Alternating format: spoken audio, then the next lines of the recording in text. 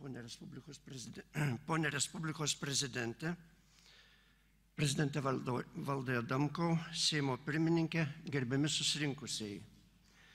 Be profesijų, akademinių vardų, pavardžių, kurias visi linksniuoja, Laimonas Noreika švelniai vardina juos, savuosius ir Lietuvos. Justinas, Alfonsas, Albertas, Sigitas, Vytautai, Juozai, Meilė, Vanda, Jokūbas, Česlovas, Kazimierai, su Antanavičiumi ir monsinjoras Vasiliauskas, Raimundas, Eduardas, Julius pašaukė visą mūsų literatūros, meno, kultūros, mokslo žiedą iš Sąjūdžio pradžios ir jo žaizdrui įsiplieskus. Šiandien daugybė tų žmonių ir patį kalbintoją atskyrė nuo mūsų juoda banga. Tyliai pabūkime jų žvilgsnio šviesoje su apsisprendimu tarnauti savo kraštui ir pajautimu, jog tėvynės meilė prasideda ir nuo lietuvių kalbą išaukštinusio kanauninko Mikalojos Daukšos ir pėsčiomis į Vilnių į Žemaičius raštų kraitelę atkeliavusio Simono Daukanto. Taurūs, pakylėti, romantiški idealai. Mūsų visus užbūrė gražus utopiškas tikslas. Rodos tik peržengsime Rubikoną, kitą dieną po valstybės atkūrimo prasidės rojaus ir aukso amžiaus epocha.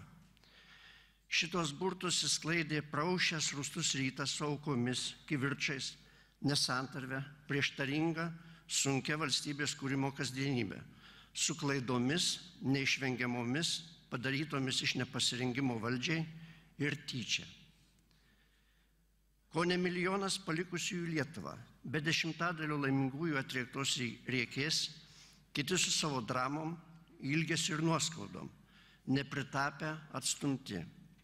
Kone pirmaujanti pasaulyje savižudybėm šalis, kraštas su turtingųjų prabanga ir nuskurdusiųjų neviltimi. Seniai bajorija aristokratus perspjovusiais ir degradacijos liūnuose besimurkdančiais, su visais kaltais ir nekaltais, permaltais teismų ir vienų su kitom konkuruojančių slaptųjų tarnybų malūnais ir kol kas dar ne, bet jau esančiais pakeliui į teismus. Kaip čia ko nepamiršus, juk visi mes lygiai tėvynės sūnus ir dukros. Čia šiuose rūmuose po sausio 13-osios apgulty, karo sąlygom, kuklus dokumentų skyriaus bendradarbis, mano studijų bičiulis dzūkas nuo Kapčiamiesčio Algis Prapiestis naktimis redagavo Konstituciją. Ar visi šio tauraus kalbos mylėtojo, patrioto, kalbos lobių sidabrų nugludinti jos principai šiandien persmelkia mūsų tikrovę?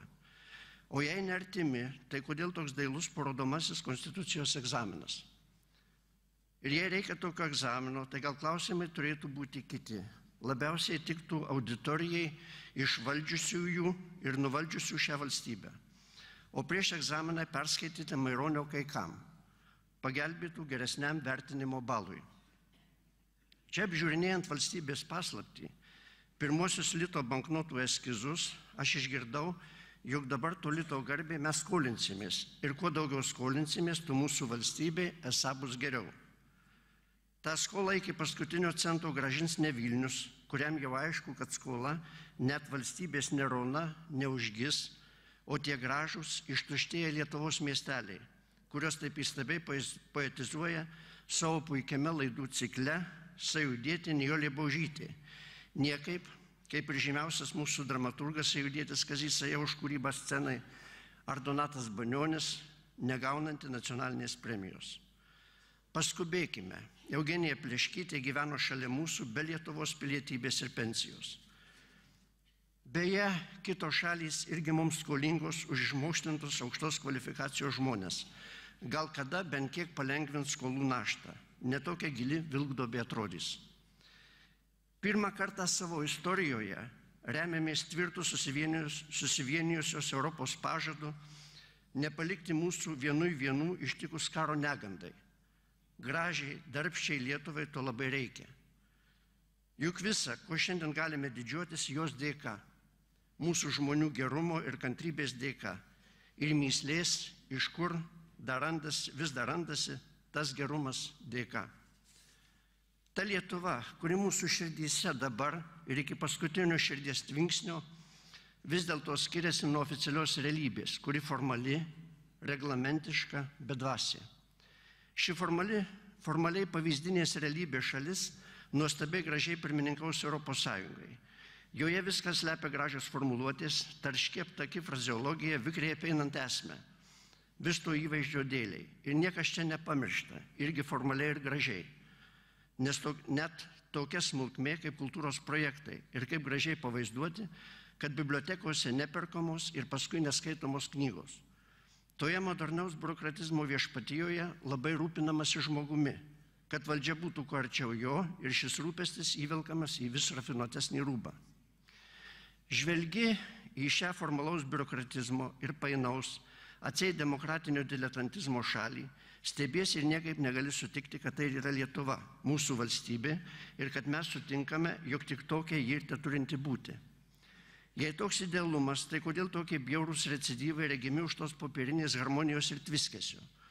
Pavaldumui tik pinigų ir turtingiesiems, susiskaldimo ir pasiklydimo, įtarumo ir pavydo, nusivylimo ir susvetimėjimo, besidarkančiųjų niekingumo ir gyvybės nuvertinimo, vartotojiškumo šventovių ir galo su galu nesudarančių.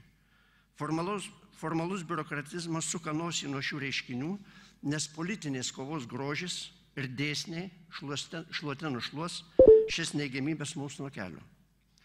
Pagal šią logiką sąžinės nėra, senamadiška atgyvenusi, dorovę moralę reikia palikti bažnyčiai, bet to jau kvatojomės susirietę iš tiesiai šviesiai iškloto pasakymo, kas šio, o kas ir ne šio pasaulio dimensijos. Štai ir išlenda lyg yla iš maišo šios formalios realybės esmė, nusipelniusio aukščiausio ordino. Todėl dar iki garbingiausių svečių iš bendrų Europos namų sugužėjimų į Vilnių šią išmintį reikia iškalti ant kokio dailesnio fasado, o kreiviausiam labiausiai ir tiktų.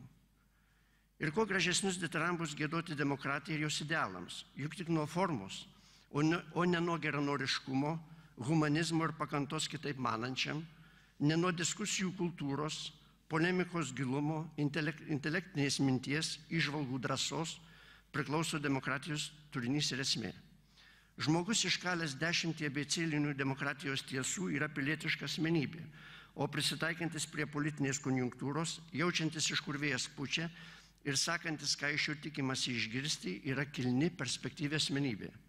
Tik tai tam, kuris ieško tiesos ir kelių visuomeniai, valstybei, išdrįsta plaukti prieš srovę, neploja katučių ir nejaučia ekstazės prieš korektiškumą, derėtų užsičiaupti. Juk jo mintys netitinka etiketo ir taisyklės pasakant viską, nepasakyti nieko. Patogumo, karjeros, rutinos ir aišku jo karališkosios niekšybės įvaizdžio vardan. Šventai tikiu, jog mūsų Lietuva kitokia. Ir jo žmonės kitokie. Jie skiria grūdus nuo pelų, puikiai suvokia, kas tikra gyvenime, o kas apmeluota ir primesta. Jie nesilanksto, nekelia klupščiauja prieš vartotojiškumą, masinę kultūrą, žvaigždžių kultus, prieš niekalą, kurio tikslas demoralizuoti jaunimą, užkrėsti jį cinizmu ir pražudyti iliuzijų žabangose. Jie vertina žmogiškumą ir nesutinka su žmogaus paniekinimu, kurio tiek daug mūsų gyvenime, lyg prakeiksmo daug. Tikroji nacionalinė kultūra kelia dvasią, įprasmina jausmų grožį, nepataikauja įdoms ir silpnybėms, primityvumui, ugdo ir vienyje, kūryba visada savitas kūrėjo santykis su žmogumi ir laiku. Tokia ir riba, matykime ją. Ir žmonės, kurie pelnosi iš antikultūros, patyčių, chamizmo ir tamsumo. Jų pelnai priklausomi nuo mūsų požiūrių. Tebūnie jis neigiamas jiems ir palankus kiekvienam daigui, kiekvienam žiedui kultūros dirvoje, ar savai giesmė iš savo kol kas dar neimplantuoto madingo snapo. Išdrįskime ir pasvajokime. Mūsų vienybės dėka vieną gražią dieną išnyksta visi angliški užrašai. Vergiškas atsisakymas pozicijų, kurias mums testamentu paliko ankstesnės kartos. Beždžioniškas moteriškų pavardžių iškraipimas. Kažkodėl labiau sueuropėjusioje tradicijoje Donelaičiui nešovė galvon savo būrės perkrikštyti dočiam, slunkėm, pelėdėm, visos darkančios mūsų kalbą svetimybės, kurioms reikia jau nežinia pagal kokius principus sudarytų žodynų. Juk tai mūsų kalbininkų žygdarbio dėka, kadaise atsispyrėme ir apgynėme savo kalbos grynumą, kintančias normas patikėdami autoritetams ir jais pasikliovėme.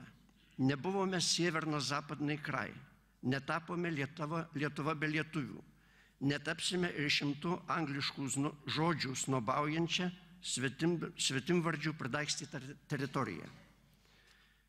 Lietuvių kalba mūsų nepriklausomybės politinė, dvasinė, kultūrinė siela, jos didžioji prasmė. Be harmoningos santykio su ja, kaip ir be kultūros, sąžinės, gėdos, žmogus praranda savo kūrybinės galias ir tampa instinktų vergu, o valstybė įsigimsta net su tobulais įstatymų brūzgynais ir moderniausiais gražbyliavimais. Pagarba savo kalbai nereiškia kitų kalbų niekinimo. Atvirkščiai, tik išryškina jų svarbą, vietą ar nepagrįstas pretenzijas mūsų tautai, kuri visados buvo ir išliks tolerantiška kitoms Lietuvoje gyvenančioms tautoms.